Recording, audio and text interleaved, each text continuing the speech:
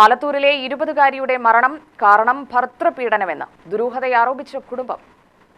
ഭർതൃവീട്ടിലെ നിരന്തര പീഡനം കാരണം യുവതി വിഷം കഴിച്ച് ആത്മഹത്യ ചെയ്തതായാണ് പരാതി. ഇരട്ടക്കുളം നെല്ലിയാംകുന്നം ഇടത്തിൽ കോളനിയിൽ അബ്ദുൾ റഹ്മാന്റെ ഭാര്യ 20-കാരിയായ അസ്നയാണ് മരണപ്പെട്ടത്. കോഴിക്കോട് സ്വകാര്യ ആശുപത്രിയിലായിരുന്നു അന്ത്യം. കഴിഞ്ഞ ചൊവ്വാഴ്ച രാവിലെയായിരുന്നു മരണം. ഒരാഴ്ചയായി ചികിത്സയിലായിരുന്നു. അസ്ന എലിവിഷം കഴിക്കുകയായിരുന്നുവെന്നാണ് പറയുന്നത്. ആദ്യം ആലത്തൂരിലെ സ്വകാര്യ ആശുപത്രിയിലും പിന്നീട് എറണാകുളത്തും തുടർന്ന് കോഴിക്കോടും ചികിത്സിച്ചെങ്കിലും മരണപ്പെടുകയായിരുന്നു. 2025 ഏപ്രിൽ 20-നായിരുന്നു അസ്നയുടെ വിവാഹം. ആലത്തൂർ ഗവൺമെന്റ് ഗേൾസ് സ്കൂളിലെ +1 വിദ്യാർത്ഥിയായിരുന്നു. നിരന്തരം ഭർതൃവീട്ടിൽ നിന്ന് അസഭ്യവും കഠിന ജോലിയും ഏൽക്കേണ്ടി വന്നതായി പറയുന്നു.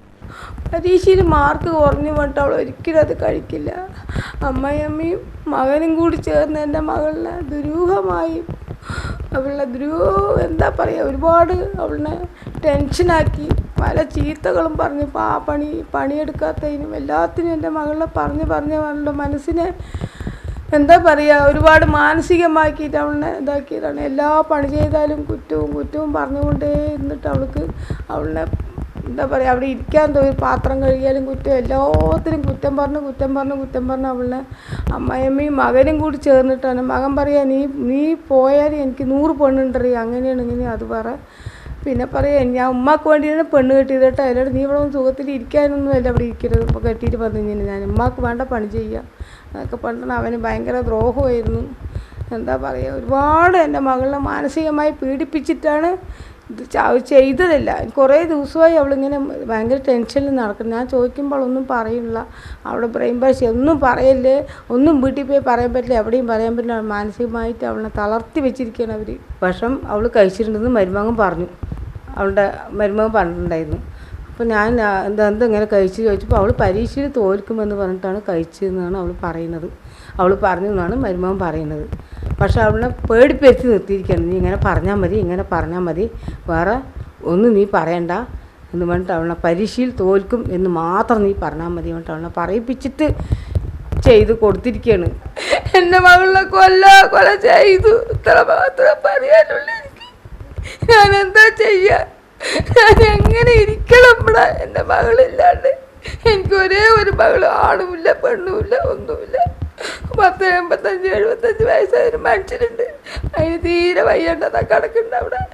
അവരിങ്ങനെയൊക്കെ ചെയ്ത് ആരും ചോദിക്കും പറയുമൊന്നുമില്ല പറഞ്ഞാണ് എൻ്റെ പൊന്നും കോളത്തിന് ഇങ്ങനെ ചെയ്തത്. ഉമ്മാന്ന് വിളിക്കാൻ ഒരാളില്ലാണ്ടാക്കി എൻ്റെ മകളുടെ എൻ്റെ വീട്ടിൽ കൊണ്ടാക്കിക്കൂടെ?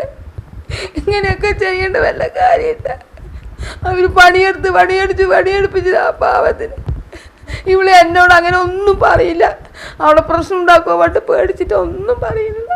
അങ്ങനെ ഇതിനൊരു പ്രതികാരം എനിക്ക് കണ്ടെത്തണം, അവൻ്റെ അടക്കി പിടിച്ച് ചോദ്യം ചെയ്യണം.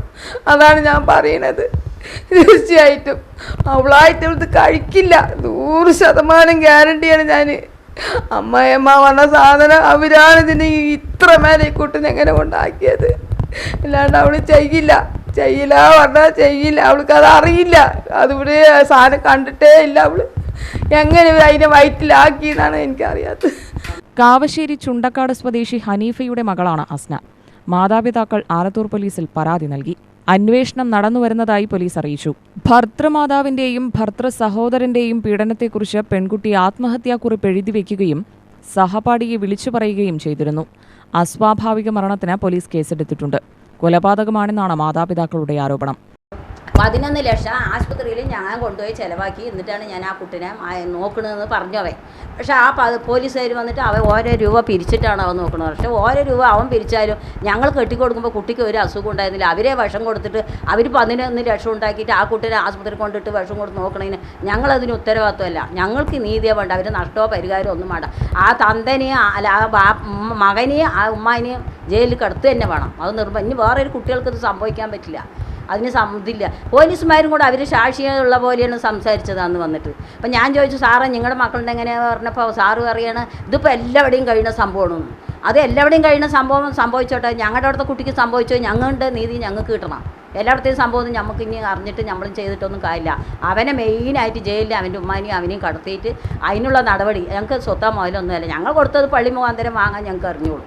ഇത് അവനോടുള്ളത് ചെയ്യുക തന്നെ വേണം. പഠിപ്പിൻ്റെ കാരണം മിസ്സാക്കിയിട്ട് ഒരിക്കലും ചെയ്യില്ല.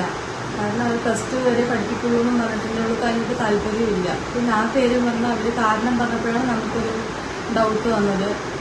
മാനസികമായിട്ട് ഒരുപാട് അവളെ പീഡിപ്പിച്ചിട്ടുണ്ട്. ഓരോ വാക്കുകൾ പറഞ്ഞിട്ടും അവിടുത്തെ ഒരുപാട് പണികൾ, എല്ലാ പണികളും പോയ ഉടനെ തന്നെ അവളെ കൊണ്ട് ചെയ്യിപ്പിച്ചും അത് സഹിക്കാൻ സാധ്യത. പക്ഷെ അവളെ മാനസികമായി ഓരോ വാക്കുകൾ പറഞ്ഞ് അവളുടെ അമ്മായിയമ്മ ഭയങ്കരമായി പീഡിപ്പിച്ചിട്ടുണ്ട്. അതിൻ്റെ എല്ലാം മാനസിക സംഘർഷത്തിലായിരിക്കും അവൾ ചെയ്തിട്ടുണ്ടാവുക. പക്ഷേ ഈ മൊഴി കൊടുത്തു എന്ന് പറയുന്നത് അവളുടെ അവൾക്ക് ഭയങ്കര സ്നേഹമായിരുന്നു. പിന്നെ അതിൻ്റെ ഒക്കെ ഒരു അവൾ പറയിപ്പിച്ചത് തന്നെയാണ് ആ മൊഴി, അല്ലാതെ അവളായിട്ട് ഒരിക്കലും പറഞ്ഞതല്ല. അസ്ന മരിച്ചു എന്ന വിവരവും പിറ്റേന്നാണ് അറിയിച്ചത്. UTV news, Palakkad.